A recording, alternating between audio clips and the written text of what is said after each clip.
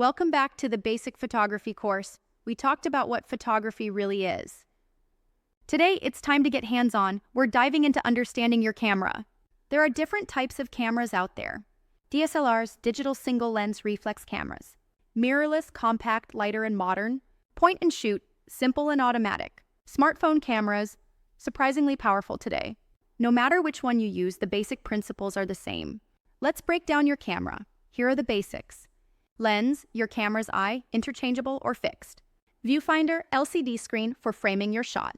Mode dial, choose auto, manual, M, aperture, AAV, shutter, STV, and more.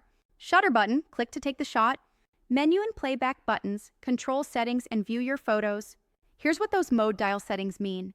Auto, green icon, the camera does everything. P, program, semi-auto, gives you slight control. A or AV, aperture priority.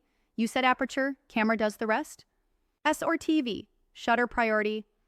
You choose shutter speed. M, manual, full control, and the best way to learn. When you shoot photos, you can choose to save them as JPEG or RAW. JPEG, smaller files already edited. RAW, big files, unprocessed, more editing flexibility.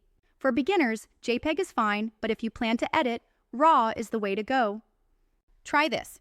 Set your camera to manual M, ISO 400, aperture f5.6, shutter 1/125. Take a shot of anything, your desk, a plant, or a window scene. It's okay if it's not perfect. We'll start adjusting these settings next episode.